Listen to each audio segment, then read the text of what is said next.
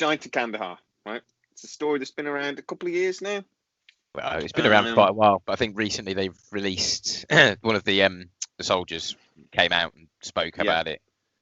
In 2016, he appeared on this. And now I don't know this guy, this Marzulli, who has a YouTube channel and does he's done a few films and things as well. Right, okay.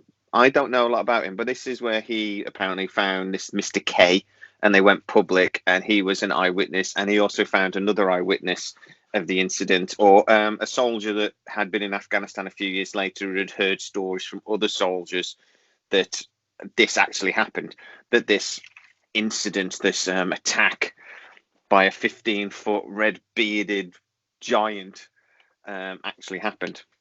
So we'll break down the story because it's a good one.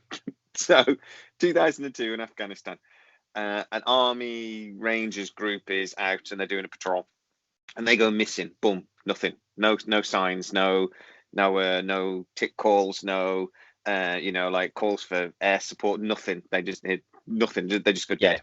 The commander orders a search party to go out, and they send out the Green Berets. So they start a search. They go out to one of the rally point locations, or like a checkpoint that these guys are supposed to go to, and they start having a bit of a search around.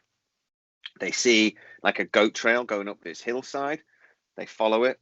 There's caves all over the place. This is why fighting in Afghanistan must have been a flipping nightmare. It's very sparse, very remote. There's nothing. But then there's all these mountain regions with these massive caves in.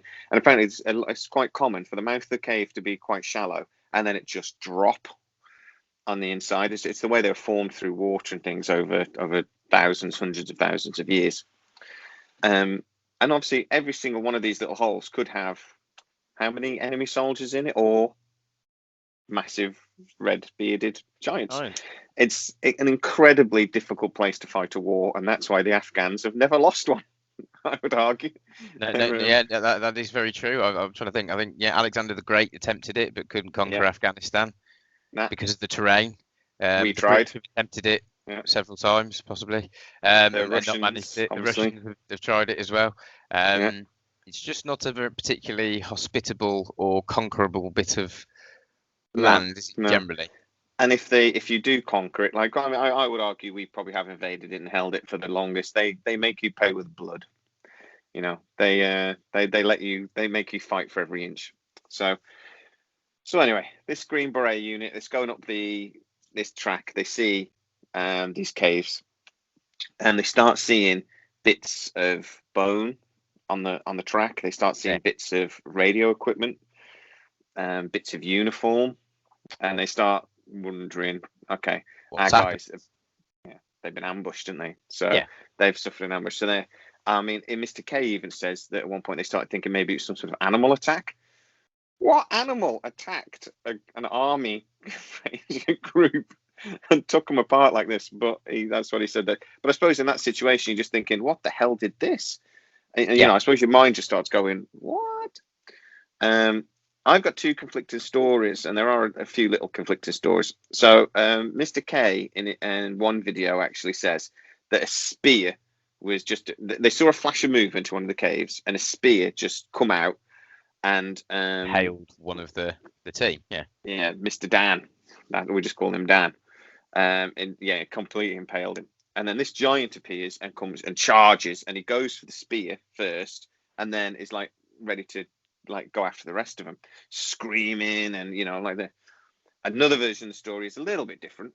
Mr. K says that the giant appears, charges at them, doesn't throw the spear, but he just runs up to Dan basically and just and impales him on the spear, picks Dan up, like a movie, like waving Dan around in the air sort of thing.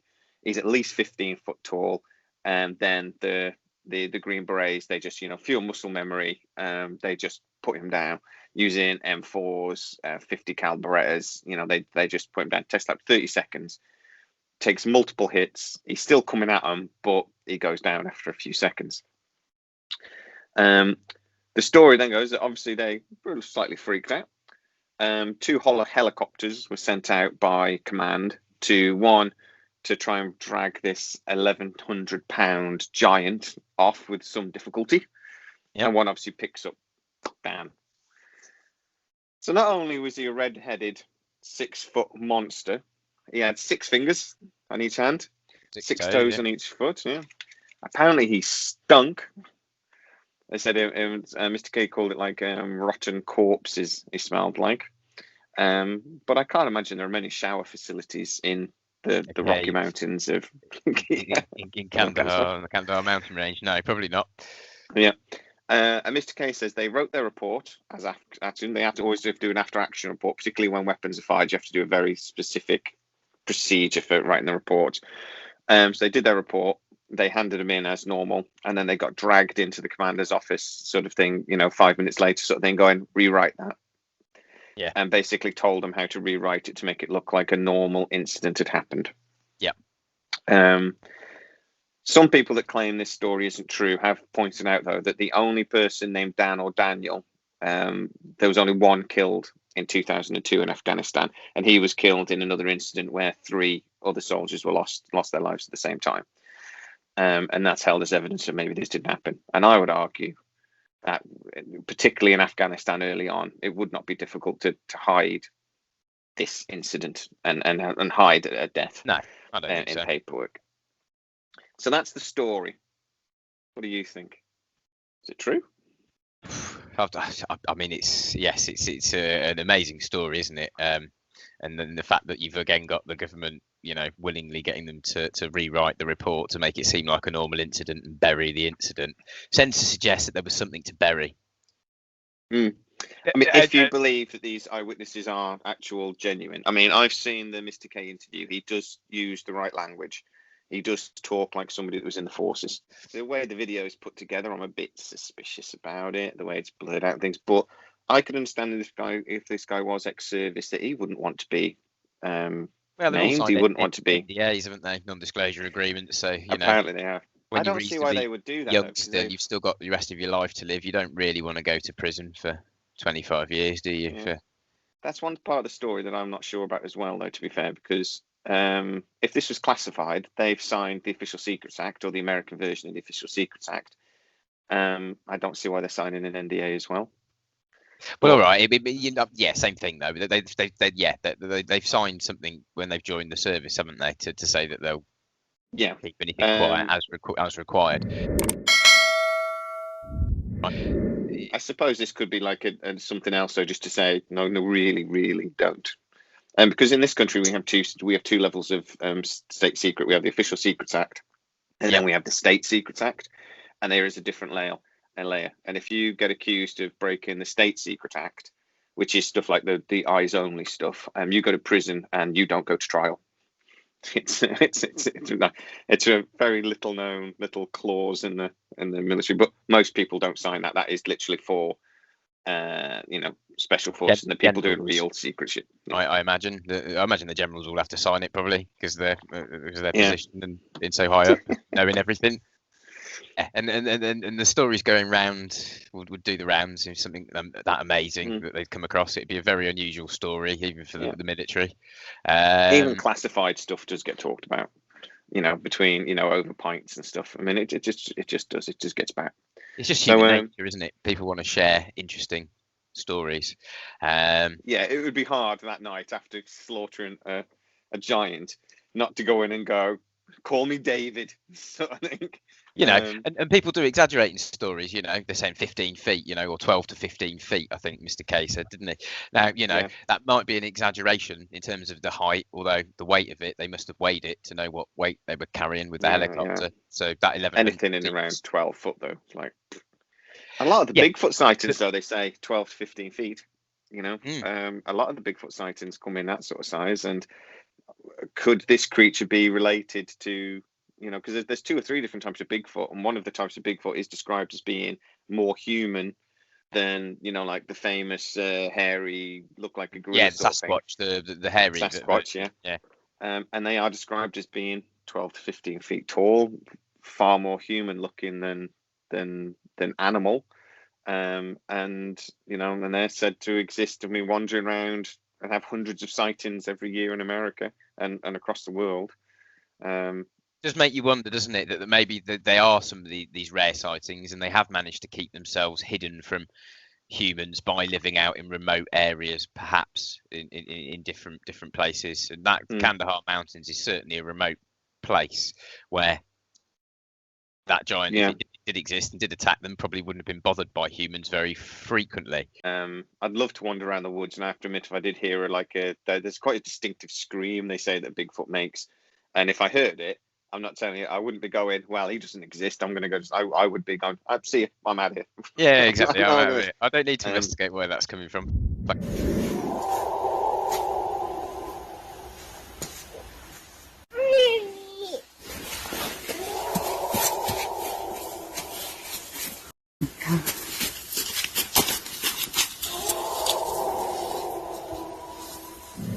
Hitting trees with a log. No, get out of here. But particularly after this story with him being impaled on a spike, this guy, this Marzulli, talks about it being related to the Nephilim, which is obviously then related to the Anunnaki and things, and he thinks it's to the Bible. The Bible speaks of the Nephilim, doesn't it, as well? In fact, every ancient culture and pretty much all the world major religions have stories of giants in their ancient texts. And given the fact that the idea of writing something down, if you think about it, like, you go back to before we had writing, the first things that we sort of wrote down once we had writing was records of historical events, actual events that happened that they thought that their ancestors perhaps should know about in the future. That's kind of the purpose of writing down anything, really, is to give an accurate a description as you can of something. Our history. This is our history. This is your history. And on this day, this amazing thing happened. Yeah. So if you look at the earliest Sumerian texts, they talked about giants. That's pretty much the first thing they talked about. Yes, their gods were 15-foot giants. Yeah, the race of giants that seeded the human race to mine gold for them. That then, unfortunately, they also had another race, didn't they? Was it the Watchers that they also had that were going to keep watch over us for the Anunnaki? And then the Watchers ended up mating with mankind, humans, the daughters of men, which coincidentally the Bible speaks of us being made in God's image by sleeping with the daughters of men. So the Bible actually corroborates this ancient Sumerian. It's why God sent the flood. Yeah, which is why God sent the flood, to kill off all of the hybrid beings that were created, which were supposedly these races of giants. That have been roaming the earth. And then it's, every culture and religion talking about it. It's Christianity, it's Judaism, it's the ancient Hindu texts. There's so many records of famous giants through history as well. In David and Goliath in the Bible, the slaying of the giant. You've got Gilgamesh, the Epic of Gilgamesh, which goes back to Sumeria and the cuneiform. First speaking of a giant called Gilgamesh, and the first pharaoh of Egypt after the Great Flood was supposedly a giant, and the ruling class was supposedly a giant race there in Egypt after the Great Flood. And it does make you wonder when you have an incident like this in modern times, where they're corroborating something that all of these ancient texts are screaming at us. I was thinking about, look at the city of Petra. Yes. The giant city, or they call it the lost giant city, don't they? And particularly like the treasury, the big building from Indiana Jones and the Last Crusade, made famous by that, the church, or I think it's supposed to be, sometimes it's called the treasury, sometimes it's called the Sun Temple. That was carved out of a mountain by hand, basically, or rudimentary tools. So why did they build it that it was 2 stories but 20 meters tall? It's been described as being 8 to 12 times too big, as in like 8 to 12 times bigger than it needed to be. So when they were carving this room out and they got to like 7 foot, you got to remember as well, people back then on average were smaller than they are now, because our diets have changed. We're taller than we used to be. So I would have been, I'm only about 5'6", I'd have been quite tall back in the day. So why did they get to 7 foot? I've born in the wrong century. I should have been born like 1,000 years ago. But why did they get to like 7 foot and then, carve out this building and go, you know what we want to do? Let's do another 7 foot. Why did they do that? Why did they carve this enormous structure completely unnecessarily. Yeah. Why would you need the height of those rooms to be that tall? And even if the rooms were, because for acoustics or something, because I mean, we do very tall churches, don't we? It's for the acoustics and the grandeur and the God. But they did the doors as big. Yeah, and why would you do doorways that big unless something that was intended to come in and out of those structures needed that kind of headroom? It was flipping enormous. And then we also have the curiosity of how all these megalithic structures are built, with some of these blocks in the pyramids, 40, 80 tons. You go to Baalbek in Lebanon, you've got 300, 400 ton, 800 ton blocks. I think even 1,200 ton blocks that we don't even have cranes that could move those blocks today. But then you start to think about, well, if there were giants and they were, significantly bigger than us, would that make some of the building of these megalithic sites more plausible? Yeah, and You've got sites that it probably would. Yeah, I mean, I was looking at oh god, I've got a word here. I'm gonna have to say, how good I am with words that I don't know. Ollantay Tambo. There you go. In Peru. In Peru. Yeah. They also have a sun temple. All these places have sun temples. I can't imagine though that back in the day that probably the sun was the main god. Well, it's also probably just how we're naming stuff as well, because don't forget, they didn't call it the Sun Temple. Probably we've called it the Sun Temple after we've dug up and looked at their site. True, yeah. So at this Ollantay Tambo, there's this massive step structure, and they go, and each step is 30 foot. So whenever was climbing these stairs, you can see the images of the steps and these tiny little people. It does kind of remind me of, sometimes you see these hillsides in mountainous areas, and they dig out the flat areas so they can grow stuff. But it's stone, so they weren't growing anything on them. They've created this stepped structure. Why? Again, this is like other areas, like I want to say Pikachu. What's it called? It. Pikachu? No, that would be a Pokemon. Puma Punku is also in South America. I think that's also in the Bolivia. Is that the Bolivian mountains? It might even be in Peru. That one might be Bolivia. In and around these same areas. Yeah, same areas. But like all those other structures at Ollantay Tambo, there is structures at the top with these massive, enormous rocks, and very beautifully carved rocks as well, stone, building these walls and things, and they are phenomenally complex and again enormous, and they're built on top of mountains. Yes. Oh, the stuff at Puma Punku is phenomenal. It's basically the H blocks that they've got, which are almost interlocking building pieces like Lego. That's been made out of granite, one of the hardest stones known to man, and also moved up the side of a 7,000 foot mountain. Yeah. And humans don't do good work at height. We're not very good. The higher we go, and the lower the oxygen levels, the worse we get. But the death zone in Mount Everest kind of proves that. Where basically, it's called the death zone for a reason. Tag. I'm done. I want to go home now. But yeah, I think these sort of things do hint at through past. We have stories in our histories, and far more often than not, there tends to be some sort of nugget of truth to them. We exaggerate, we tell stories. The David and Goliath story, I'm certain, has a historical truth to it. There's two historical references for David and Goliath that give Goliath's height. One of them gives him at 6'7", the other one gives him at 9'9". So basically they don't think that Goliath was perhaps related to giant. The Nephilim, that they think maybe that he was just an abnormally. He was just a big bugger. Yeah, like we have today, where we have some people that are just ridiculously tall, like 7'7", NBA basketball in the NBA and stuff. We've got freaks, haven't we, that are just really.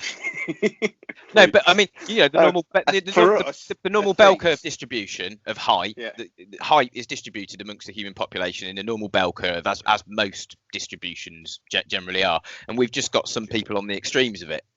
Really short, really tall. That so I do think that probably existed. Yeah. If you are over 6'5", though, I apologise that Damien just called you a freak. I didn't mean it in a. Yeah, you called him a freak. I shouldn't have called him a freak, but Mate, yes, but for us, extremes in 5'7", the distribution of height yeah. I genuinely believe it's unnecessary for anybody to be taller than 5'7". I've done my whole life as 5'7". It's not necessary. So you are freaks, but I'm just jealous. That's all that is. Yeah. So I mean, there's lots of these things through history to say that giants have existed. We know that there's lots of different species of humanity. Somebody was talking to me about, I go, oh, well, we know that that like hobbits existed. And he goes, yes, we know we did, because they're on those islands in the Pacific. Yeah, we have Florensis or something like that, I think. Yeah, Homo florensis. So, and we know those existed until anything, what was it, 40,000 years ago? So relatively recently. Still videos of them still existing out in those jungles today. They're just very timid creatures because of their stature and run generally when they're spotted. But I've seen don't blame video them. footage in recent times from smartphones of things that supposedly are the Homo florensis, which is. I need to go there. I'd be king. That'd be so nice, wouldn't it, to actually be tall for once? But yeah, you just want to be god to a race of smaller people than you. Bow to me. They're all at my belly button and go, this is awesome. This is what normal people feel like when they're around me. Which is probably what the giants of the old would have also have thought, as us being like ants to them. Yeah. So why do you think then the evidence is maybe missing? We don't have skeletons of 15-foot humanoids that we know of. I think it's very much like the UFO. I think that there's systems and structures in place from the government down into the educational systems that when this evidence is unearthed, it seems to just disappear. The Smithsonian in America seems to have a history littered with hiding some of the giant skeletons found from the ancient burial mounds in North America.